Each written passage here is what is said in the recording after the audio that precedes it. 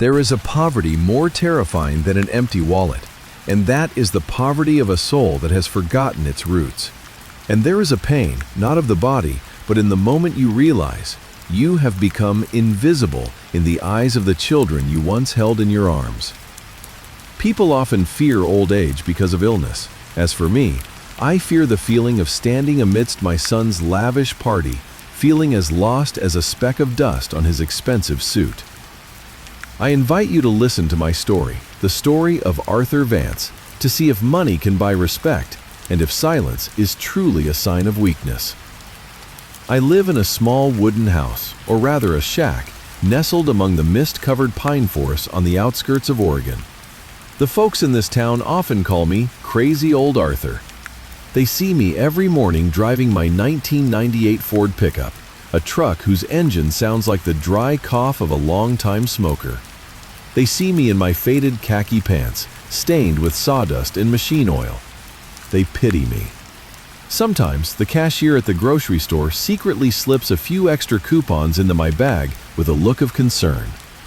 They don't know, and I don't want them to know, that the crazy old man sipping his $1 black coffee is the same person who owns 51% of Vance Holdings, the real estate conglomerate that holds half the economic lifeblood of this city. 10 years ago, I left my Italian leather chairman seat, handed over the reins to young executives, and chose to disappear into the pine forest. Why? Because I wanted to find something that money couldn't buy: the truth. When you are too rich, every smile given to you has a price.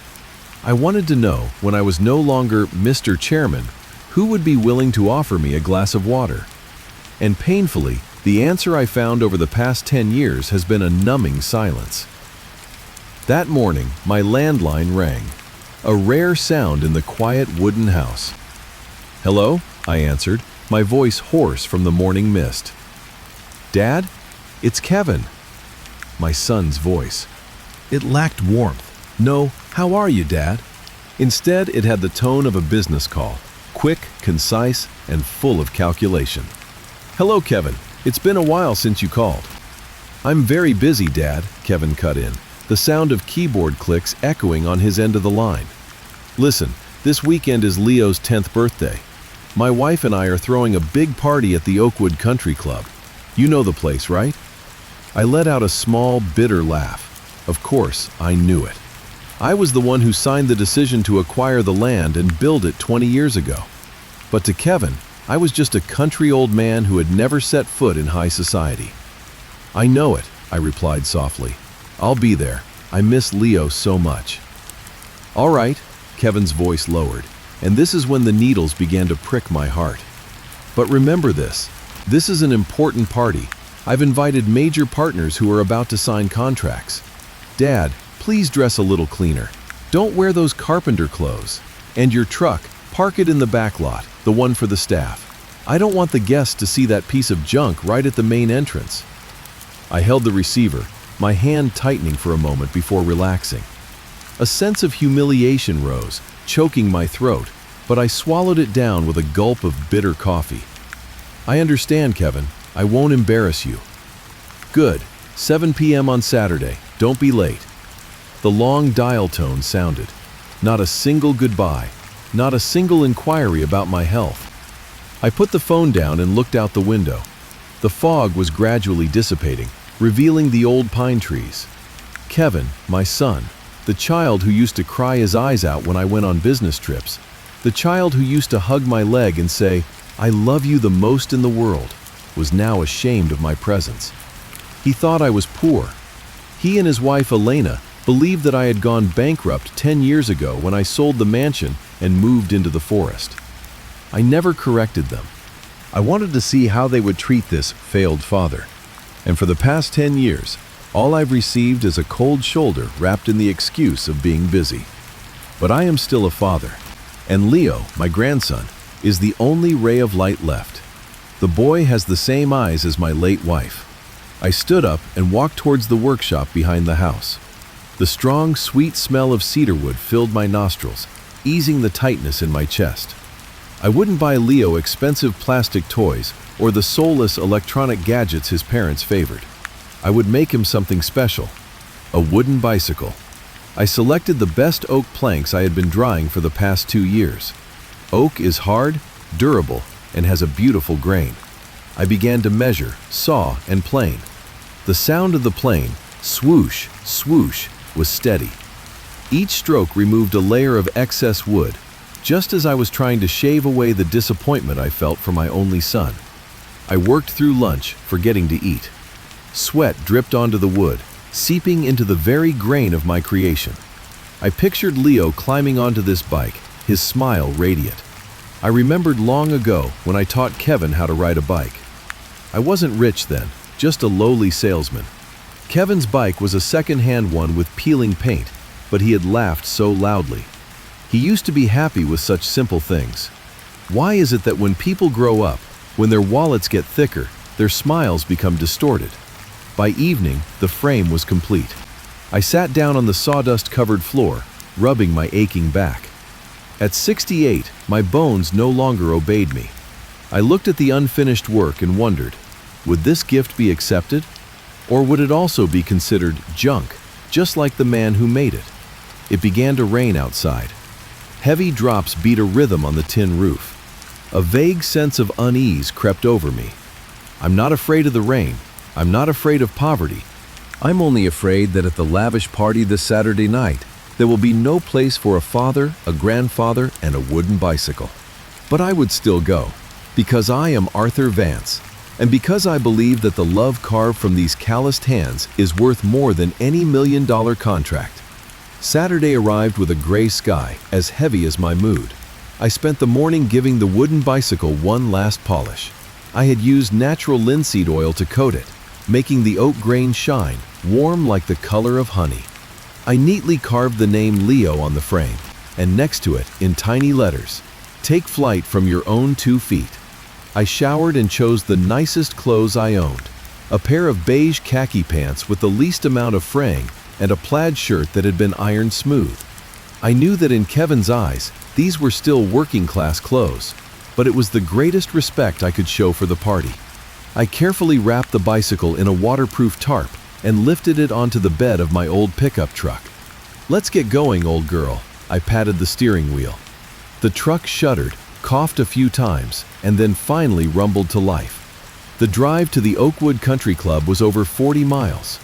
The rain began to fall, first a drizzle, then steadily heavier. My windshield wipers worked at full speed, but couldn't clear the white sheet of water. Along the way, my truck passed through a large mud puddle left by a nearby construction site. Splat! A spray of mud splattered the side of the truck and got on my pant leg when I stepped out to check the tires. I looked at the dark brown mud stain on my light-colored khakis and sighed. Kevin would not like this. But I couldn't go back to change. It was almost time. When I drove up to the magnificent entrance of Oakwood, the security guard stopped me immediately. He glanced at the rusty pickup truck, then at my appearance with a scrutinizing eye. "Deliveries go around back, old man," he said curtly, pointing towards the kitchen area. "I'm a guest," I said, trying to keep my voice calm. "I'm Kevin Vance's father." He raised an eyebrow, looked at the guest list in his hand, then back at me, his expression full of doubt. After a long phone call to confirm, he reluctantly opened the gate, but not without adding, "Park in Lot C. Don't park in the main entrance. The director doesn't like trucks ruining the facade." I drove to Lot C, which was hidden behind dense hedges, a considerable walk from the main hall in the rain. I pulled my jacket over my head, cradling the heavy wooden bicycle, and trudged through the cold downpour. The ballroom was ablaze with the light of crystal chandeliers. The soft sounds of jazz mingled with the clinking of glasses. The scent of expensive perfume, fine wine, and exquisite food filled my nostrils. I hesitated for a moment at the revolving door. My reflection in the glass looked pathetic, soaking wet, my pant leg stained with mud, carrying a bulky object wrapped in a tarp. I took a deep breath and pushed the door open. Immediately, I felt eyes on me. Not welcoming gazes, but a mixture of curiosity and disdain. The gentlemen in their sleek black tuxedos and the ladies in their sparkling evening gowns stopped their conversations, whispering amongst themselves. "Who is that? Looks like a delivery guy. Why did security let him in here?" I tried to ignore them, my eyes scanning the room for Kevin or Leo. And then I saw Elena. My daughter-in-law was standing by the champagne tower, wearing a vibrant red dress, laughing and talking with a group of heavily jeweled women. When she saw me, the smile on her face vanished. She slammed her glass down on the table and whispered something to Kevin, who was standing beside her. Kevin turned around. The moment my son saw me, I saw a muscle in his jaw twitch. Not from emotion, but from anger. He strode towards me, his steps long and forceful, as if to stop me before I could tarnish this elegant space. "Dad," Kevin hissed through his teeth as he approached, his voice low enough for the guests not to hear but loud enough to cut into my heart. "I told you to use the back entrance, and look at you. My God, the mud. What are you trying to turn my son's party into?" "My truck got splashed with mud. I'm sorry," I said, my voice low. "I brought a gift for Leo. Where is he?" I started to unwrap the tarp. I wanted Kevin to see the bicycle. I wanted him to see my heart's work. But Elena had already walked over. She looked me up and down with undisguised contempt. "A gift?" she sneered.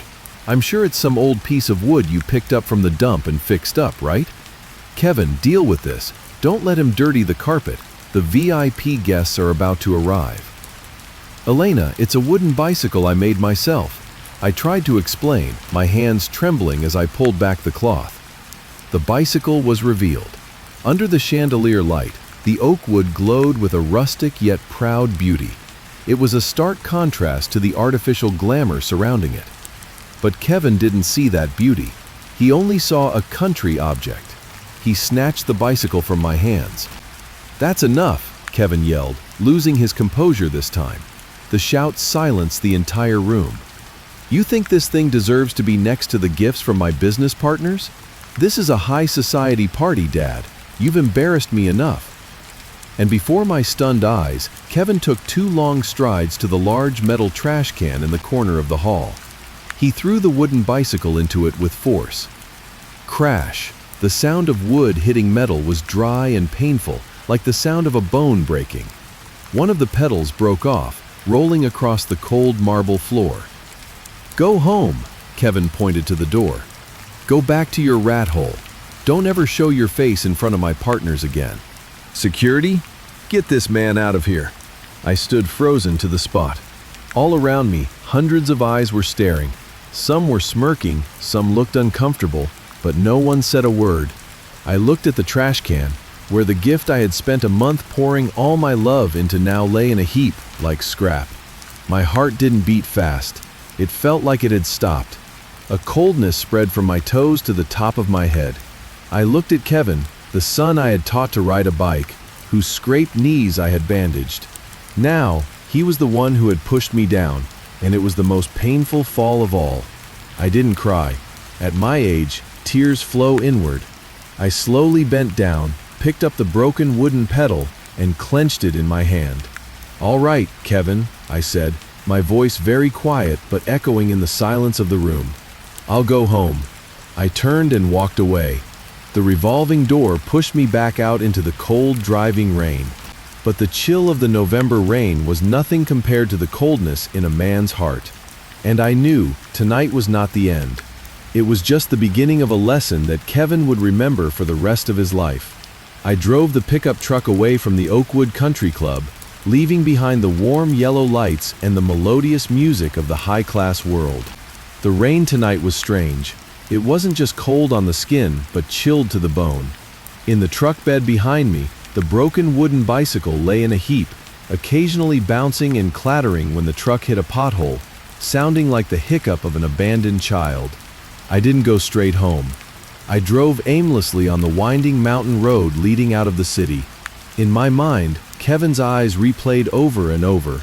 There was nothing left of the 5-year-old boy who used to run out to greet his father coming home from work. All that remained was the look of a wild animal afraid of losing its territory, afraid of being tainted by the poverty of the very person who gave him life. About 5 miles down the road, around a deserted hairpin turn, my headlights swept across a car parked askew on the shoulder. The emergency lights were flashing incessantly in the rain. It was a sleek black Mercedes-Benz. I recognized the license plate. KV-Success. Kevin Vance, Success. A plate full of arrogance. I slowed down and pulled over. The rear right tire of the luxury car had blown out, completely shredded. Next to it, a figure stood in the rain, kicking the tire and yelling something into the void. It was Kevin. I turned off the engine and reached for the flashlight and the old toolkit under the seat. A moment of hesitation crossed my mind. Why should I help? He just kicked me out. He just threw my hard work in the trash. But then, the instinct of a father overcame the pride of a man.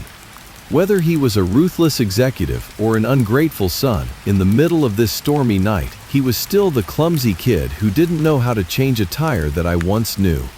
I opened the door and stepped out. The rain whipped against my face, stinging. "Need a hand?" I asked, my voice rising above the sound of the rain. Kevin spun around, startled. When my flashlight beam hit his face, I saw shock, then disappointment, and finally, that familiar look of annoyance. "You again," Kevin snapped, wiping the rain from his face. "Why do you keep following me?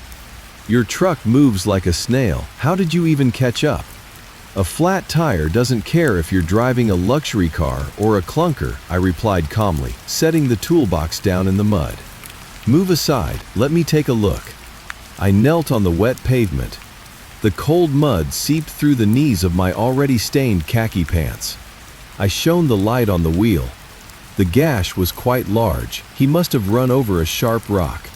"Where's Elena?" I asked without looking up. "She's in the car. She can't stand the cold," Kevin said, his voice still edged with hostility. He opened a handheld umbrella, but only to cover himself. He stood there, looking down at me. His old father, kneeling in the rain, loosening each lug nut. The windows of the Mercedes were tinted black and tightly sealed.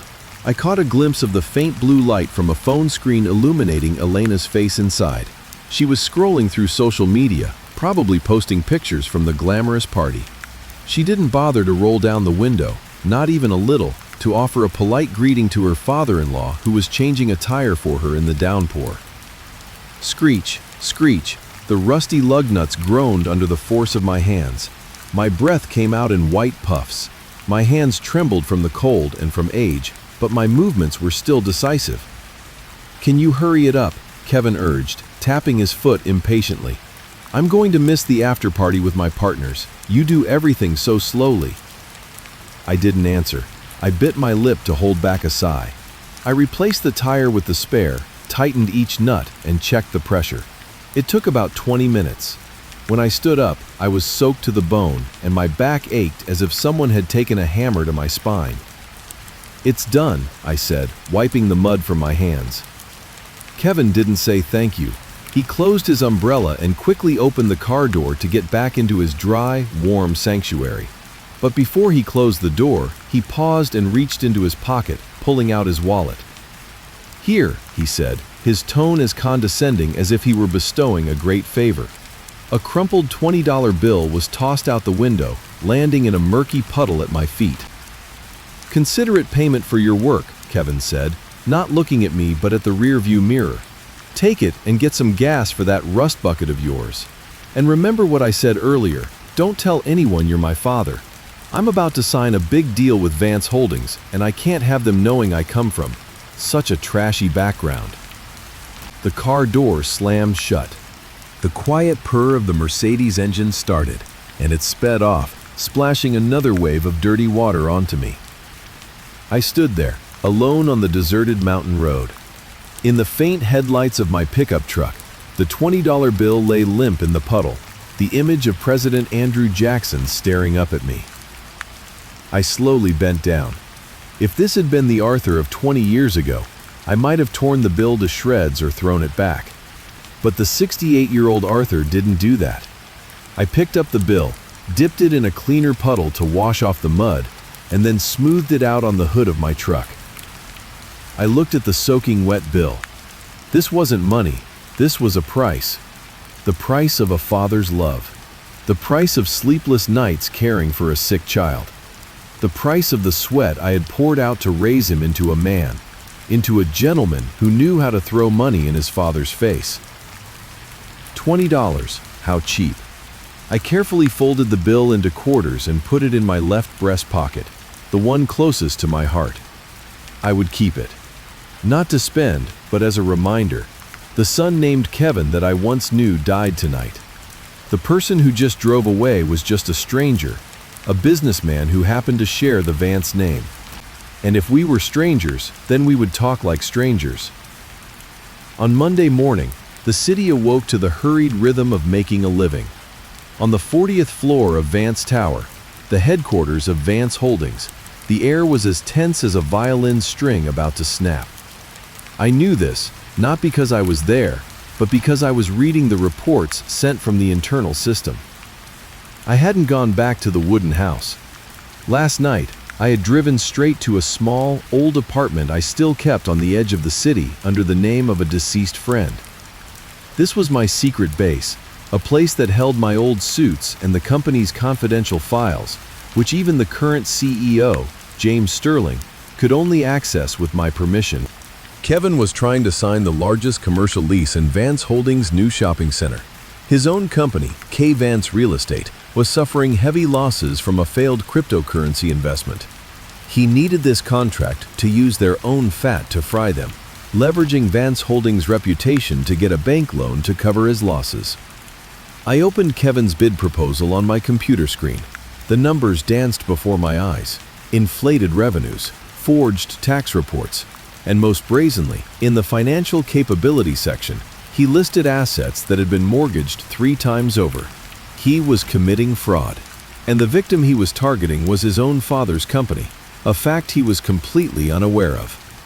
"My son," I murmured, my fingers tapping lightly on the oak desk. "You're not just ungrateful, you're also a fool." I picked up the phone and dialed an internal number that hadn't been lit up in 10 years. CEO's office. James Sterling's secretary's voice came on the line, professional and cold.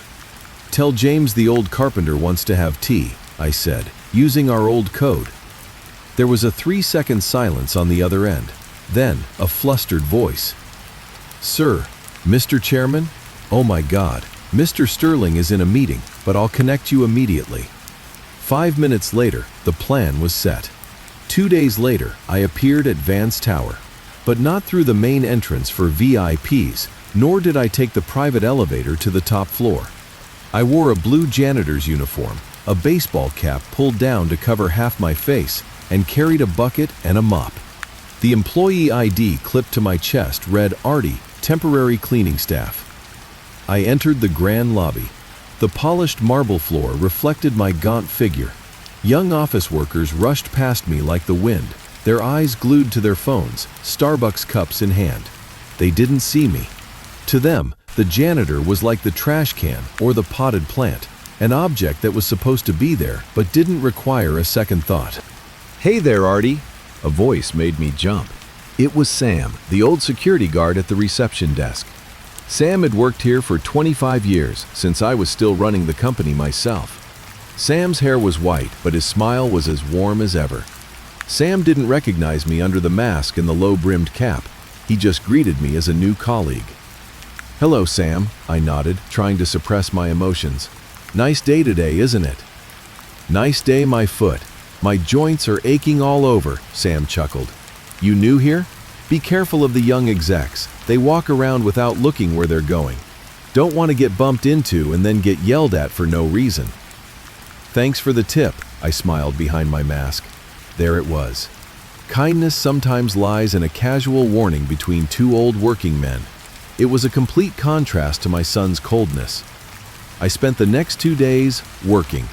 I mopped the 15th floor hallway, emptied the trash in the 20th floor conference room, and most importantly, I painstakingly cleaned the glass of the display case in the 40th floor VIP waiting area, where the fateful contract signing would take place tomorrow morning. In the role of an invisible janitor, I heard many things. I heard employees gossiping about how arrogant Kevin Vance was during the negotiations. I heard them whisper, "That guy is all talk. I hear he's drowning in debt. I don't understand why Mr. Sterling is even considering this deal." And that afternoon, I ran into Kevin right at the elevator. The elevator doors opened. Kevin stepped out with Elena and a group of assistants. He wore a custom-tailored navy blue suit, his hair slicked back with gel. Elena walked beside him, carrying a Hermes bag, her chin held high at a 45-degree angle. I was cleaning a spot on the floor right in front of the elevator. I quickly stepped aside, bowing my head. Kevin walked past, the hem of his suit jacket brushing against my shoulder. He stopped, dusted off his shoulder as if he had just touched a germ, and then turned to shout, "Hey, old man, where are your eyes? Where's the building manager? Why is there a janitor blocking the way for VIP guests at this hour?" I didn't look up, just mumbled, "My apologies, sir." "Get out of the way." Elena waved her hand, her nose slightly wrinkled. "The smell of bleach is too strong. I can't stand it." They walked away, the sound of her high heels clicking authoritatively on the floor. They didn't recognize my voice. They didn't recognize my slightly stooped posture, because in their eyes, their father was in the countryside, in a dirty workshop, not in this financial tower. I watched my son and daughter-in-law's backs as they entered the conference room. A bitter smile formed on my lips. "Enjoy it, my children," I thought to myself. "Enjoy the feeling of being gods for a little while longer. Because tomorrow, when that conference room door opens again, the people who walk out won't be the same people you are today." I picked up my bucket and walked towards CEO James Sterling's office. It was time to take off the mask. It was time for Mr. V to return. Tomorrow was going to be a long day. A very long day. 9 a.m. The 41st floor of Vance Tower was flooded with brilliant sunlight streaming through the tempered glass. From here, you could see the entire city spread out like a toy map. The cars below were as small as ants, and the people had disappeared completely.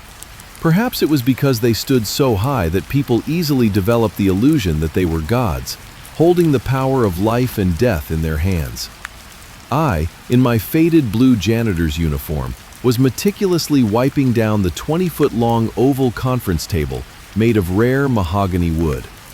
I had personally selected this slab of wood 25 years ago. It was warm and solid, a stark contrast to the coldness of the people who were about to sit here. "Artie, are you done yet? The VIPs are here." The young secretary Sarah rushed in, her voice anxious. "Almost done, Miss Sarah," I replied, my voice raspy through the medical mask. "Just one more small spot on the chairman's seat." "Forget it. Mr. Sterling is about to come in. You need to leave through the back door. Quickly, don't let them see you." I nodded, picked up my bucket and mop, and headed towards the corner of the room, but I didn't leave. I slipped into a hidden corner next to the display case of trophies and awards, pretending to be cleaning the glass. I wanted to see with my own eyes how this play would begin. The large doors swung open. Kevin entered first. Today, my son looked truly successful. A charcoal gray Armani suit, a silk burgundy tie, his hair slicked back and shiny.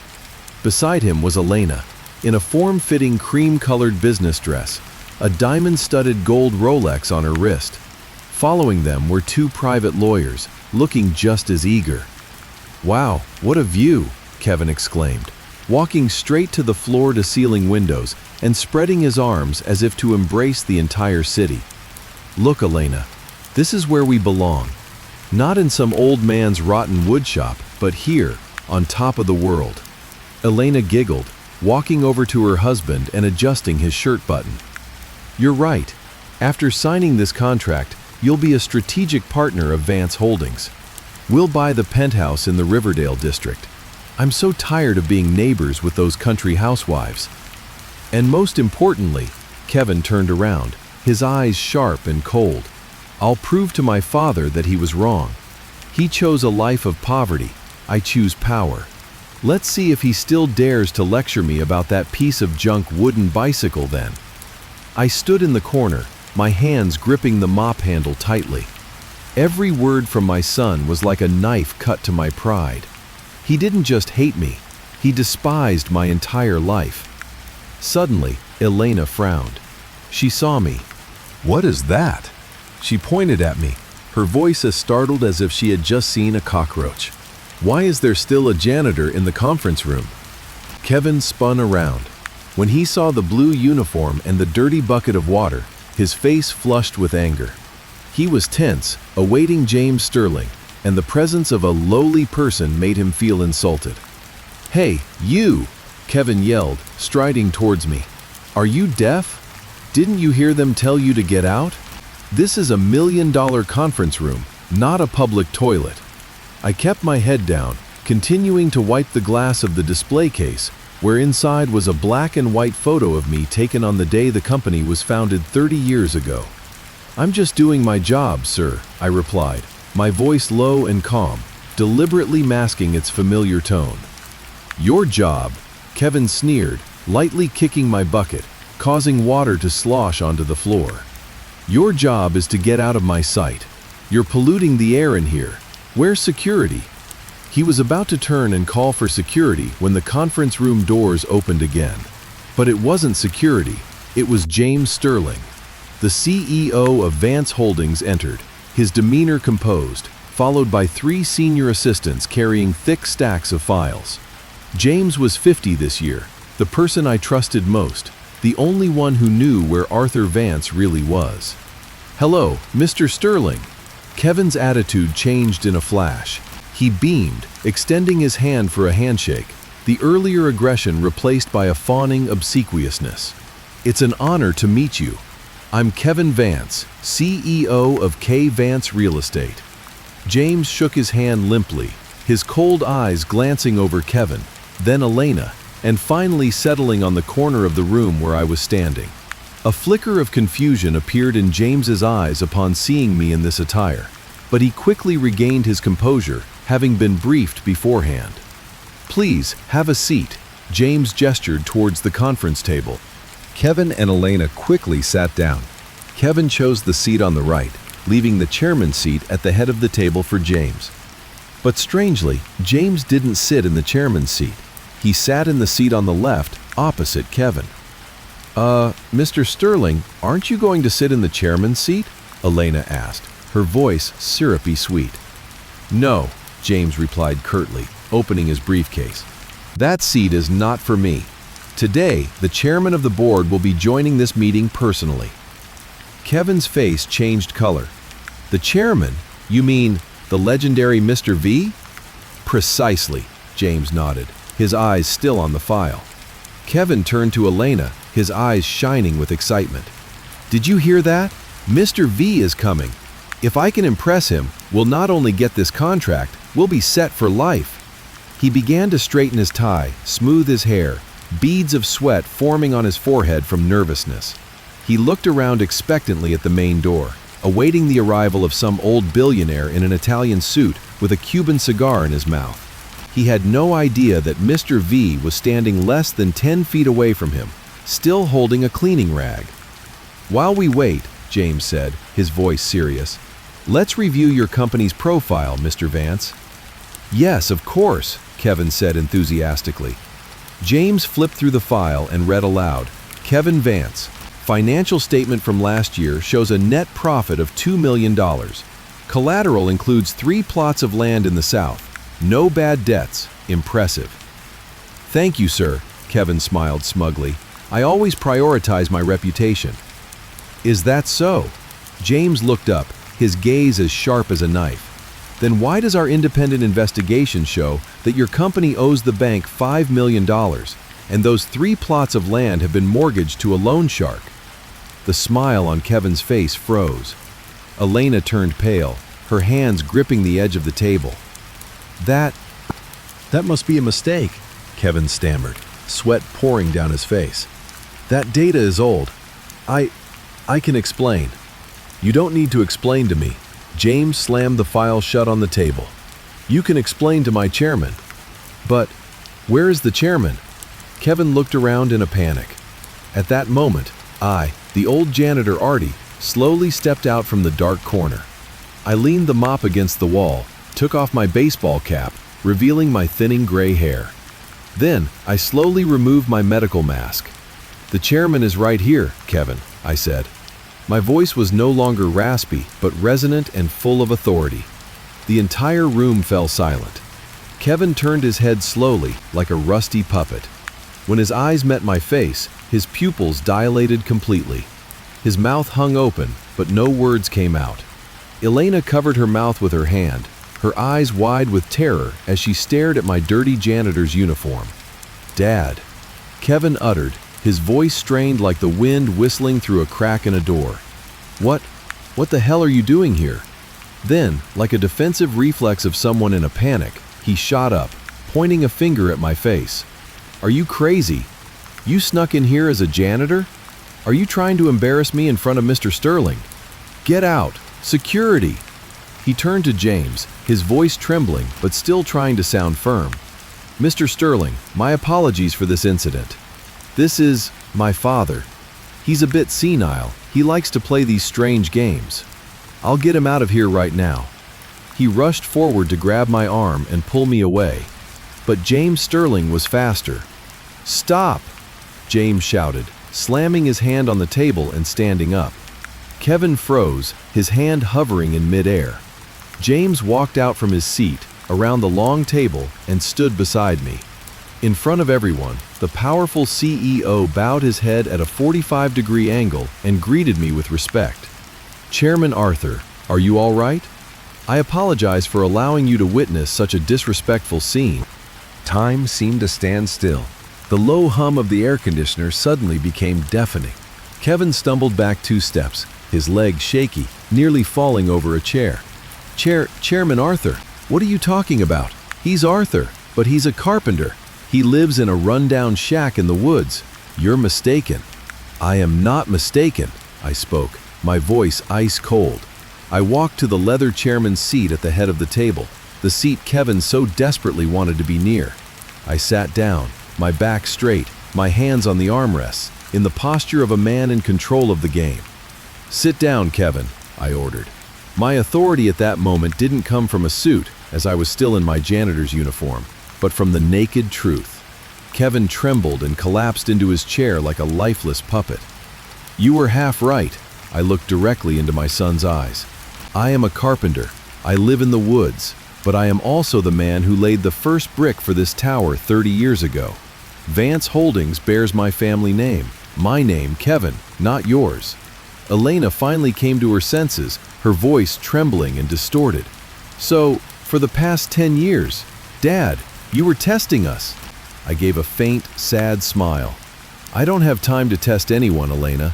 I retired because I was tired of the deceit of the business world. I wanted to live in peace, but it was you two, with your greed and cruelty, who dragged me back here." I reached into the left breast pocket of my janitor's uniform. I pulled out the $20 bill, still slightly crumpled and faintly stained with mud. I smoothed it out, then placed it gently on the polished glass table, pushing it towards Kevin. The bill stopped right in front of him. "Do you remember this?" I asked. Kevin stared at the $20 bill. His face went from red to deathly white. The memory of the stormy night, of the money thrown from the Mercedes window, came flooding back. "This is the payment you gave me that night," I said, my voice low but carrying the weight of 1,000 pounds. "You threw it in the mud and told me not to claim you as my son. You said I embarrassed you." I stood up, leaning my hands on the table, and leaned forward. "So now, who is embarrassing whom, Kevin? A genuine carpenter who earns a living through honest labor, or a well-dressed executive who uses fake numbers to defraud his own father's company?" "Dad, I didn't know." Kevin stammered, tears starting to well up in his eyes. Not tears of remorse, but tears of fear at seeing a mountain of money crumble before him. "You didn't know," I cut him off. "No, you knew very well. You knew how to look down on the poor. You knew how to throw your father's gift in the trash. You knew how to kick a tire when you were in trouble instead of fixing it yourself. You knew everything, except how to be a decent human being." I turned to James. "What about this contract?" "Completely terminated, Mr. Chairman. James replied immediately. "And with this evidence of financial fraud, the legal department is ready to file a report with the authorities." "The authorities?" Elena shrieked. "You mean the police?" "No, you can't do that. He's your son. Dad, you can't send your own son to prison." Kevin scrambled across the table, trying to grab my hand, but was blocked by James. "Dad, please forgive me. I was wrong. I swear I'll change. Please don't do this. I'm your own flesh and blood." I looked at my son, who was now on his knees, begging. My heart ached as if salt had been rubbed into a wound. This was the child I had held in my arms, the child I had raised. But if I let him off the hook this time, I would be ruining his life forever. He needed a lesson that no amount of money could buy. "It is precisely because you are my flesh and blood," I said, my eyes welling up but my voice firm, "that I must teach you this final lesson. I gave you money. I gave you a foundation, but I forgot to teach you the value of humility. Now, life will teach you." I picked up the $20 bill and put it back in my pocket. "This meeting is over," I declared. "Security, please escort our guests out." 2 large security guards entered. Kevin collapsed onto the table, sobbing uncontrollably. Elena screamed and cursed in vain as she was led away. The conference room door closed. The noise disappeared. It was just me and James in the vast room. I sank into the chairman's seat, feeling as if all my strength had been drained. I didn't feel triumphant. I only felt a vast emptiness. I had won this showdown, but I had lost in the game of life as a father. News of Kevin Vance's financial fraud scandal spread like wildfire in the dry season. In this city, people worshipped success as much as they delighted in seeing the successful fall. The newspapers that once praised Kevin as a promising young entrepreneur now ran headlines like "The $1 Million Scam" and "The Downfall of an Arrogant Heir." I didn't read the papers. I returned to my wooden house in the pine forest, continuing my daily work of planing wood. But my heart was not at peace. James Sterling called me every evening to update me on the situation. "Mr. Chairman," James's voice on the phone sounded heavy, "the bank has frozen all of Kevin's assets. The mansion in Riverdale has been seized. The 2 luxury cars have been repossessed. He's wiped out." "And Elena?" I asked, my hand caressing an unfinished piece of oak. James was silent for a moment. "That's the worst part. She filed for divorce this morning. The reason cited was unreconcilable differences due to a deceitful husband. She's demanding half of the remaining assets, which is actually just a pile of debt." I hung up and looked out the window. It was raining again. I wasn't surprised about Elena. She was like a migratory bird, only landing where it was warm. When winter came, when the tree was bare, she would fly off to find another, greener tree. I only felt sorry for Leo. The boy was only 10, and his world was crumbling because of the ambitions of adults. A week later, the trial took place. I didn't attend. I couldn't bear to see my son in the defendant's box. James attended on my behalf as the representative of the victim, Vance Holdings. The verdict was as expected: 3 years in prison for fraud and document forgery. The day Kevin was taken away, the sun was shining with a cruel beauty. I drove my old pickup truck and parked in a far corner outside the courthouse. I saw the police escorting Kevin to the prison transport van. He was no longer wearing an Armani suit, no longer had that arrogant air. He wore a wrinkled white shirt, his hands were cuffed, and his head was bowed to avoid the reporter's camera flashes. And I saw Elena. She stood on the courthouse steps, wearing large sunglasses that covered her face, holding Leo's hand. When Kevin turned to look at his wife and child one last time, his eyes pleaded for a little bit of affection, a little bit of connection. But Elena turned her face away, pulling Leo's hand and walking quickly towards a waiting taxi. Leo struggled, looking back and calling out, "Daddy, Daddy!"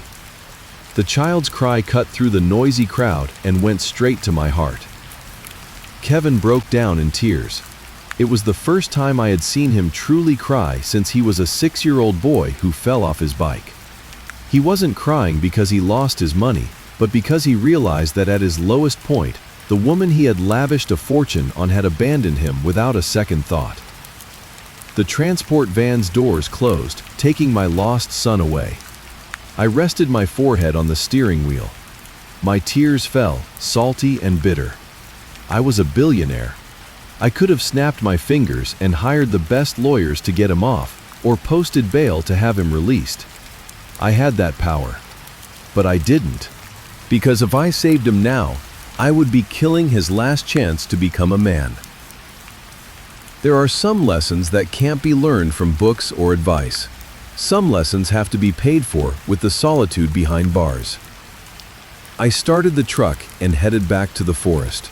I had one more important thing to do. I had to save what was left of decency in the Vance family line. 3 months later, the Oregon State Penitentiary stood starkly in the middle of a desolate grassland. The gray concrete walls were high, topped with coils of barbed wire, cold and unforgiving. I walked into the visitation room. The air was thick with the smell of cheap disinfectant and old sweat.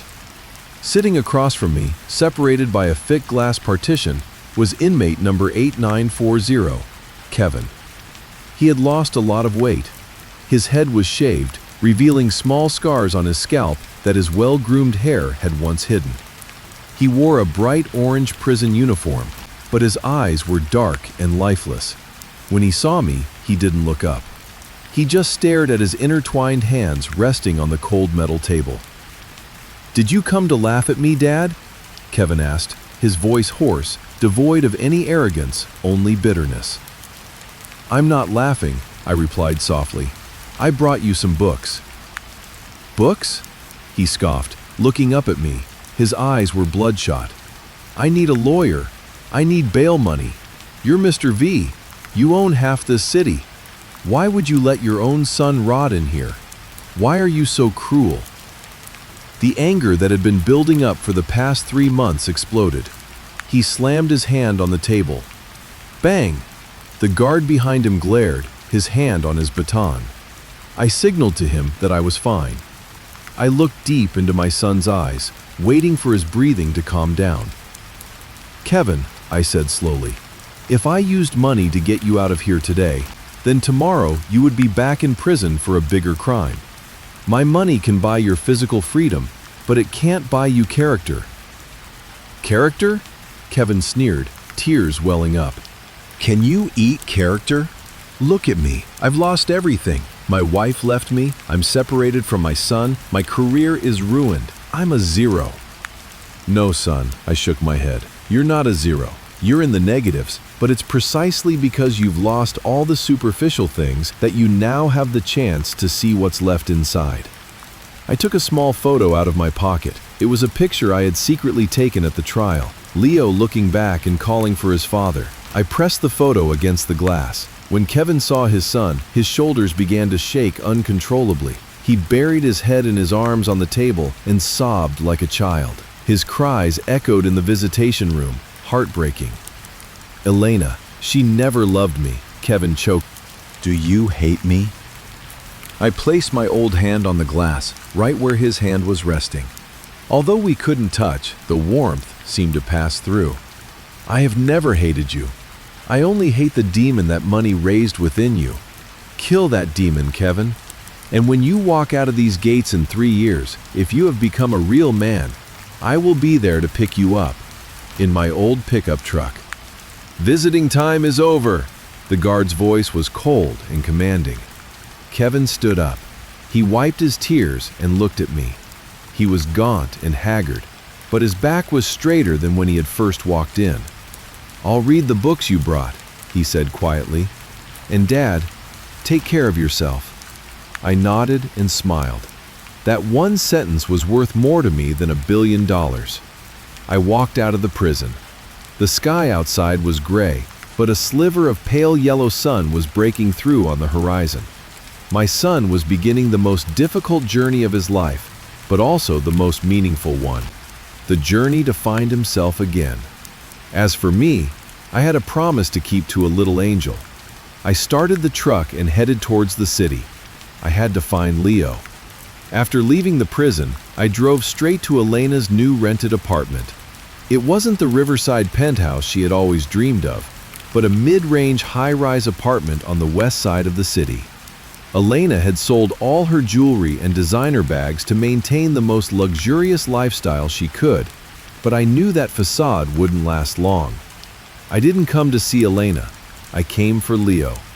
When Elena opened the door and saw me, her openly disdainful expression was gone, replaced by fear and calculation. She knew I was the chairman of Vance Holdings, the one who controlled a vast fortune. "Dad, what are you doing here?" Elena stepped back, smoothing her messy hair.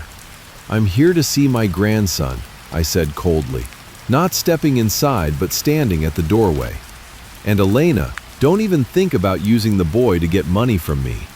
I've set up an educational trust fund for Leo. His tuition and living expenses will be paid directly to the school and service providers. You won't touch a single cent." Elena's face paled. She opened her mouth to argue, but then fell silent when she saw the determination in my eyes. She knew I was no longer the gentle old carpenter she could bully. "Leo, Grandpa's here," she called into the apartment, her voice resentful. Leo ran out. He was thinner, his big round eyes sunken with sadness.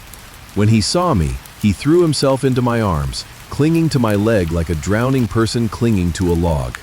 "Grandpa, where's Daddy? Mom said he went on a long business trip. Why hasn't he called me?" My heart clenched. The adults had sinned, but the child was the one who bore the pain of separation.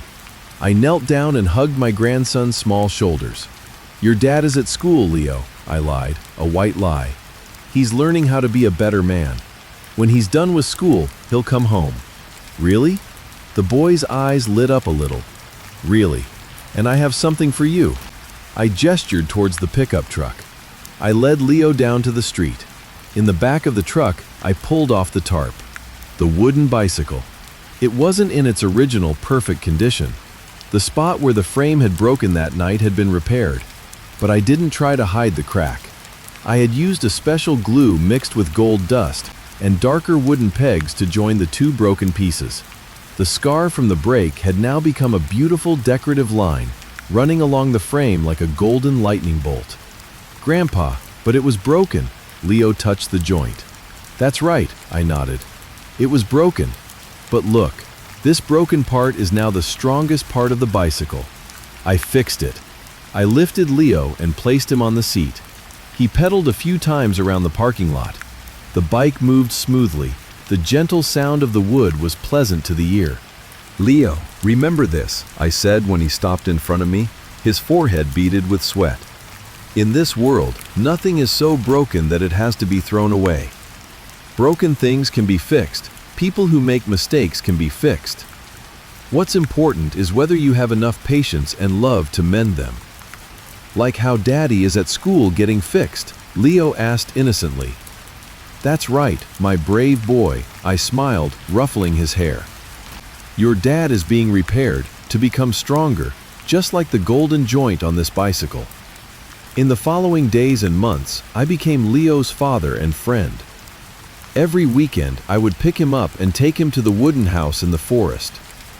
I taught him how to plane wood, how to distinguish the scents of pine and oak. I taught him how to build a campfire, how to roast marshmallows, and most importantly, I taught him how to be happy without an iPad or expensive toys. Leo grew day by day, his skin tanned, healthy, and cheerful. He was no longer the frail young heir in a gilded cage. He was becoming a small pine tree, his roots growing deep into the earth. And I knew that when Kevin returned, he would find a priceless treasure that I had kept safe for him. 3 years passed in the blink of an eye in the old forest. The day Kevin was released, it was drizzling in Oregon, just like that fateful night 3 years ago.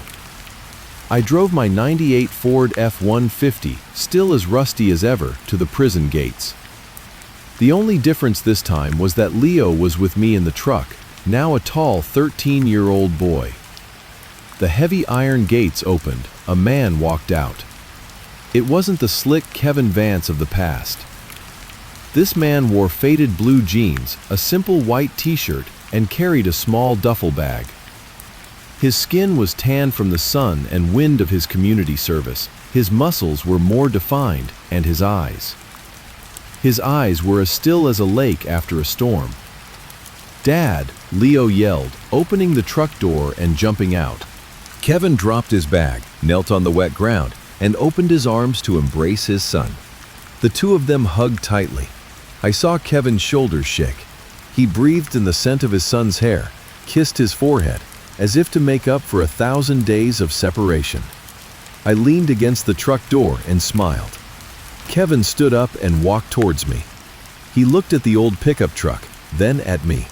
There was no more disdain, no more shame. "Hi, Dad," Kevin said, his voice warm and deep. "Is the truck still running well?" "Still better than a Mercedes with a flat tire," I winked. We both laughed. The sound of our laughter chased away the cold drizzle. Kevin didn't return to the business world. Although I offered him a junior management position in the company, he refused. "I'm not ready, and I don't think I belong there anymore," Kevin said one evening, as we sat by the fireplace in my wooden house. "I've done a lot of thinking over the past 3 years. I realized I was never truly happy chasing numbers. The happiest I've ever been was when I felt like I had made something useful." "So what do you plan to do?" I asked, gently poking the logs in the fire. "I want to learn carpentry," Kevin looked at me, his eyes firm. "I want to make bicycles and furniture with you. I want my hands to get calloused so my soul can be clean again." And so Vance and Son Woodworks was born. Not a billion-dollar corporation, just a small workshop on the edge of the forest. We worked together every day. I taught Kevin how to choose the grain of the wood, how to hold a plane so he wouldn't get blisters.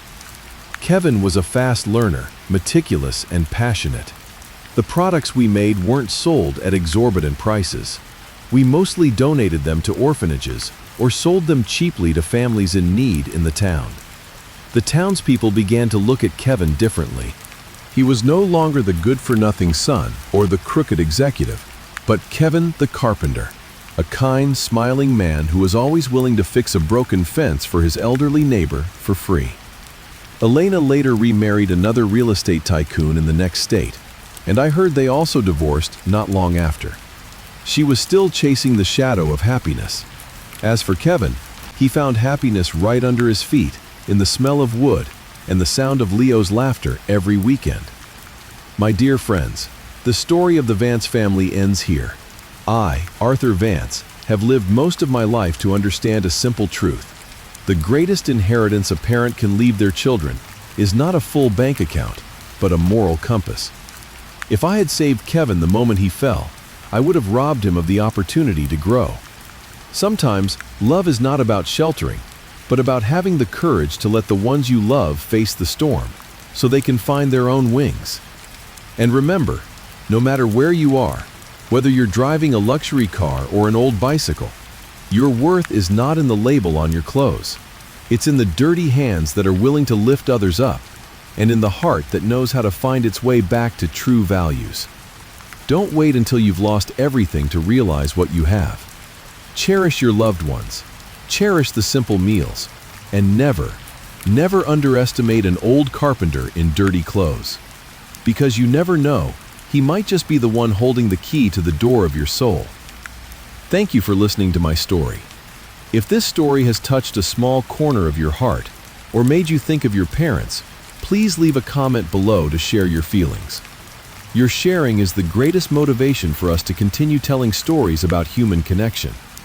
Please subscribe to our channel so we don't lose each other in this wide world. Goodbye, and I wish you a life of peace.